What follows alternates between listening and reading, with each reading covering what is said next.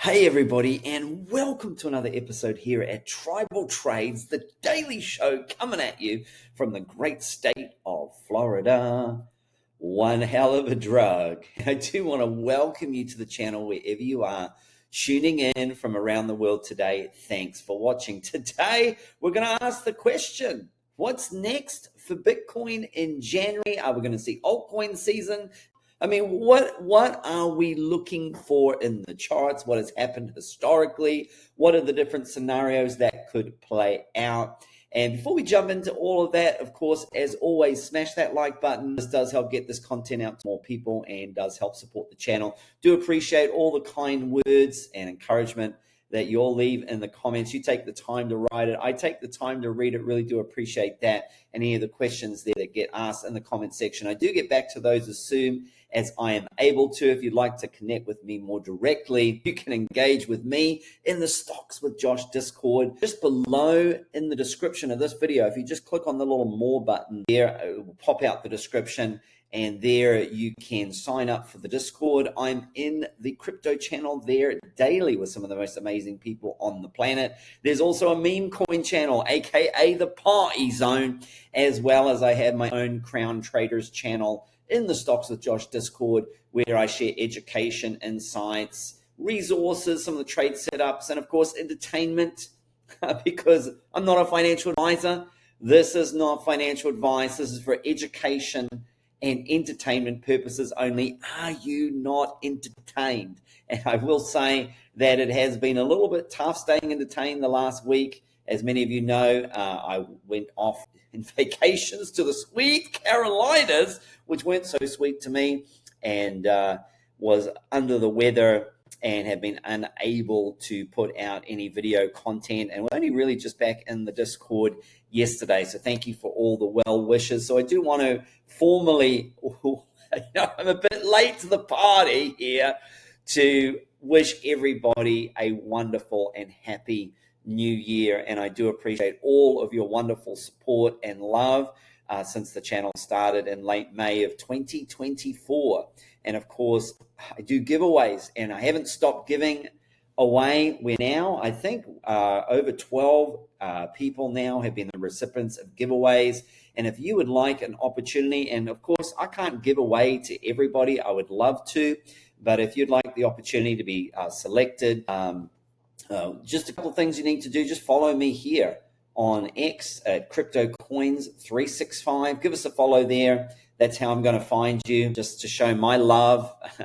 We did some giveaways in 2024, and we're going to continue these giveaways in 2025 as well, at least for the next week or so. And so if you would like to have an opportunity to possibly be randomly selected as one of those fortunate people, then please make sure you're following me on X there. You also just need to be subscribed to the YouTube channel here, of course, and make sure you have a Sui wallet, because we'll be sending Sui ecosystem coins, and that's how get that giveaway over to you. So just much love to everybody out there. Just want to continue to do these giveaways and just show my love and appreciation for each and every single one of you there. Okay, so let's jump into some of the news. And you can see here with the laser eyes, the third green 12-month candle just started for Bitcoin. The 2025 yearly candle will be green. This is the way, not financial advice. Do your own research. You can see how historically it has played out with the two green candles and the third one followed by a red, two green, followed by a third one, then a red, and we've got the third green candle kicking off, which hopefully will mirror one of these green candles. And then, of course, BlackRock, though, sold some of their Bitcoin, their largest ever outflow. And not to confuse people, not literally BlackRock, the ETF holders. So when they're the IBIT Bitcoin. So that just means that this has not happened very often. Number one, it's very rare that there's any kind of outflows from the BlackRock ETF, and of this magnitude was quite high. And so I believe this possibly was either from yesterday or it was from December 31st. I think there's been actually two now days. There was outflows on the 31st and there are outflows yesterday from BlackRock, and overall from all the ETFs, there were outflows. And so there is selling, and that's to be expected. I'll go over that in a moment. I don't think this should be surprising anybody because I have been forewarning of this for many weeks here. And I do like CZ here, just waiting for the new headline. Bitcoin crashes from 101,000 to 85,000. Save the tweet. So this was when Twitter was Twitter and not X. Look at the stamp on this. December 17th, 2020.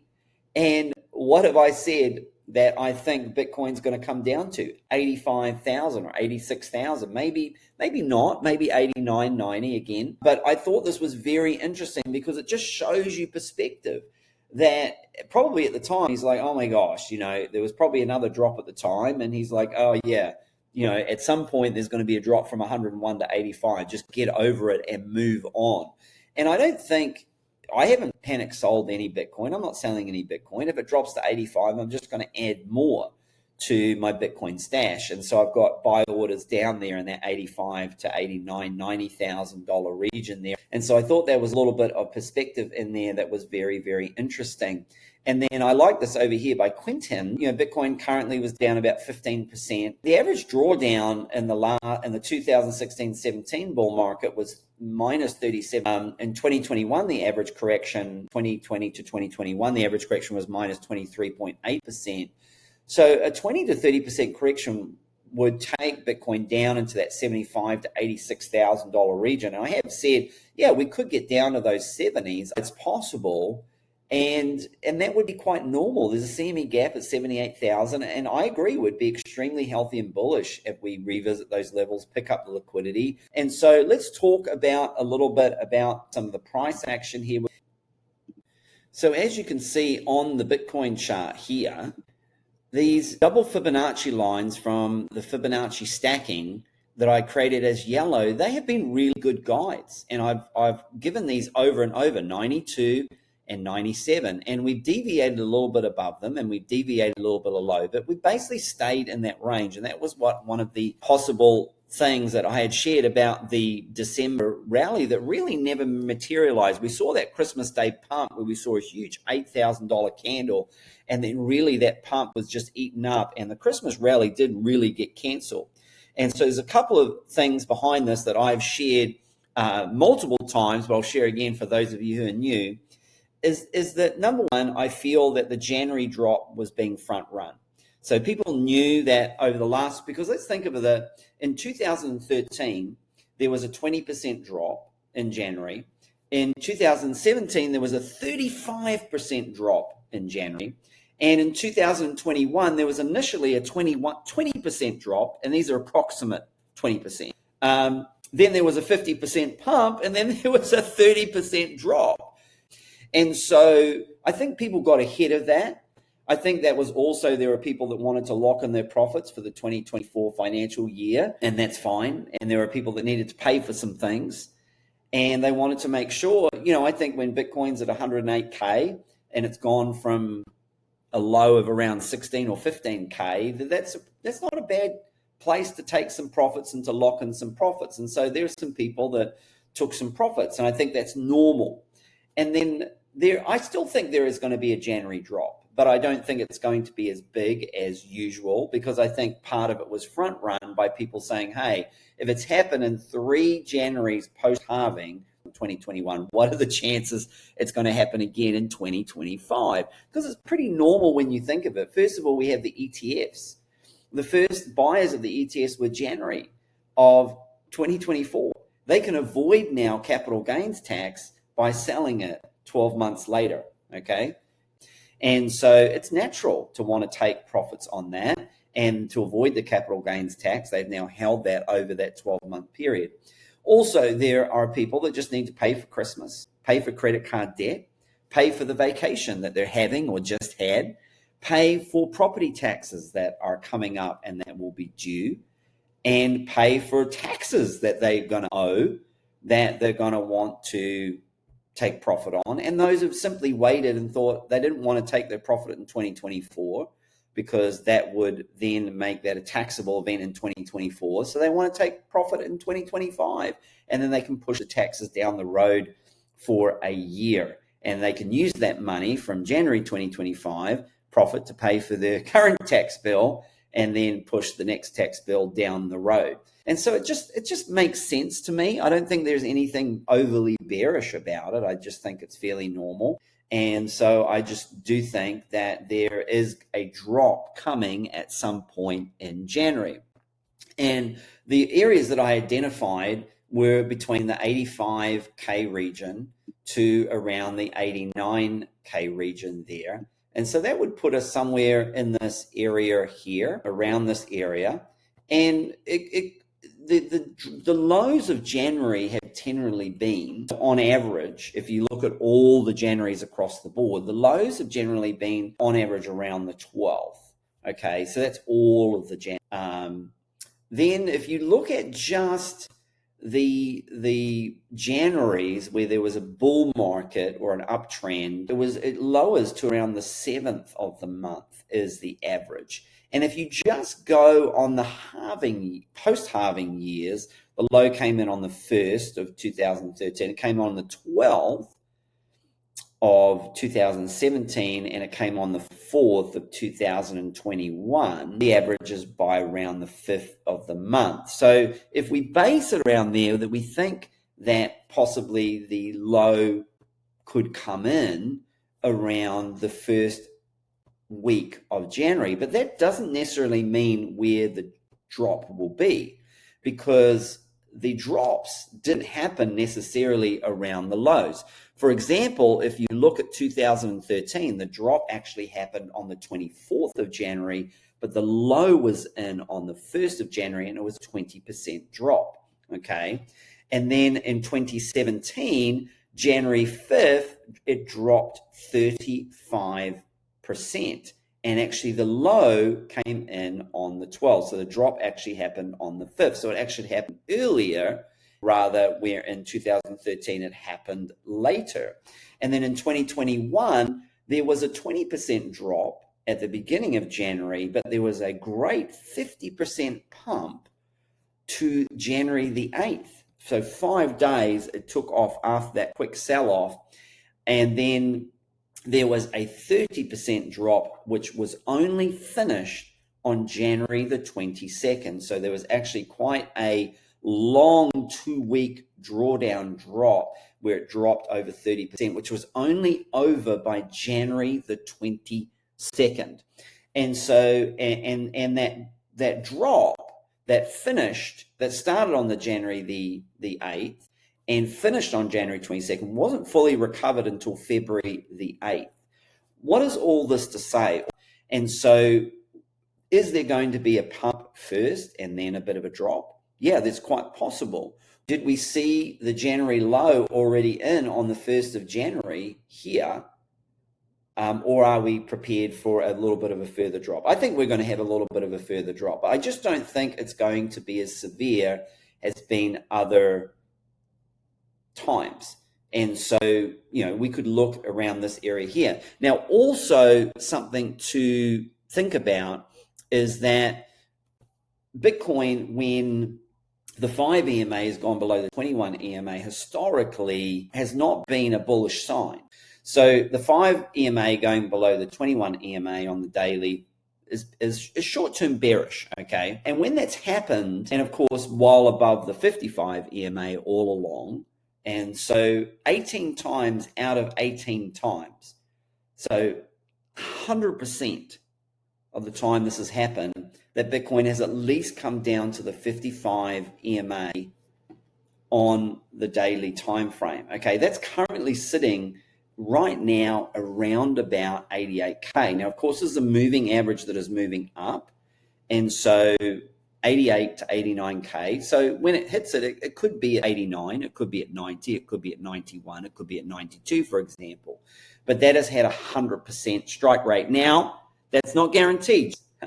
History doesn't always repeat, but it often rhymes, and it may not repeat. There's been certain things that in this cycle that Bitcoin's never done before, but 18 out of 18 is a pretty high strike rate. Now, it doesn't mean that it just stops there too. Quite often, many of those times it's gone below, and the 5 EMA on the monthly is down, which is something that Bitcoin will look to retest, I believe, also at some point. And the 5 EMA is currently sitting at around, guess what, that 85K level. Now, of course, that's moving up also. And so that could be up a lot higher by the time Bitcoin comes down to it. So I do expect both of those levels to get hit, both those moving averages, EMAs, to get hit, the 5 EMA on the monthly and the 55 EMA on the daily. And I'll keep you updated on that and on these levels there, keep you in the loop with that. Okay, we're going to finish off looking at the yellow brick road liquidation levels. And something I thought that was quite interesting here was, as you can see on the 12-hour time frame here, that we do see that above and below are fairly even. On the 24-hour time frame, there is a lot more above, up around this $98,000 level, and then down below 96 down to 95.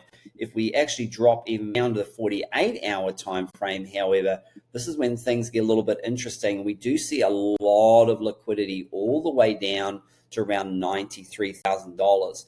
This just leads me to believe that there's going to continue to be some range-bound price action between that $92,000 and $99,000 levels as the market makers just continue to pick up liquidity there. If we look at the weekly time frame, there is a lot below, by the way. You can just see it really stacked down through to 90.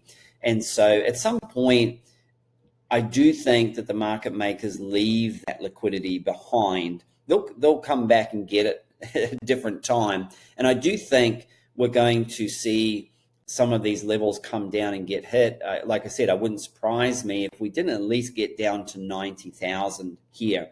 And I am picking somewhere between $85,000 to $89,000 to be the area of interest. It seems like a lot of people are predicting that.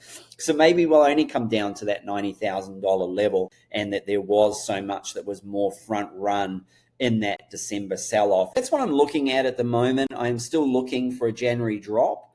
Certainly with Bitcoin 18 out of 18 times coming down and hitting the 55 EMA on the daily and the 5 EMA on the monthly, it doesn't have to happen straight away. Sometimes it took a couple of weeks for that to happen. And so therefore those EMAs can move up. So if we do go sideways for a lot longer, then I may look to adjust those price targets as those EMAs also move up. And of course, don't forget that we also have the 200 EMA on the daily time frame that's sitting all the way down there at around $76,000. That's not off the table, or is $83,000 with the 100 simple moving average there on the 100-day simple moving average there as well. That's not off the table either. And so these targets are all, I think, valid and would not be a negative. Many of you might ask what will happen to altcoins during that time. Well, altcoins have been doing quite well. We're starting to see Bitcoin dominance break down here, as we've seen that from December the 20th. We had a little bit of this is a pin bar candle here that's bearish for Bitcoin dominance. We broke down below the 50-day moving average, and now we've broken down below the 200 EMA on the daily. So what we want to see happen here is a nice breakdown and then come back up, retest that 200 EMA on the daily and reject. And that would be a place to probably enter in some altcoin positions. But I do say this, and I'm not sure whether I'm going to have an altcoin video today, see how my voice holds up. But I don't think the altcoin season is going to be the same as previous. I just think there are too many altcoins and not enough liquidity to go around. I think the right altcoins will do well. Some altcoins will do okay, and some altcoins just aren't going to move. And some altcoins, I'm sorry, might just get worse. I don't think we're in an environment where everything is going to pump altcoin kind of season. And so I think being positioned in the correct ones are super, super important. And we'll cover that in an upcoming video. Well, we're going to leave it there for today. And as always, thanks for tuning in. And again, sorry that I haven't been able to get a video out in the last week. But I do wish you all again a happy new year. And until the next episode, happy trading.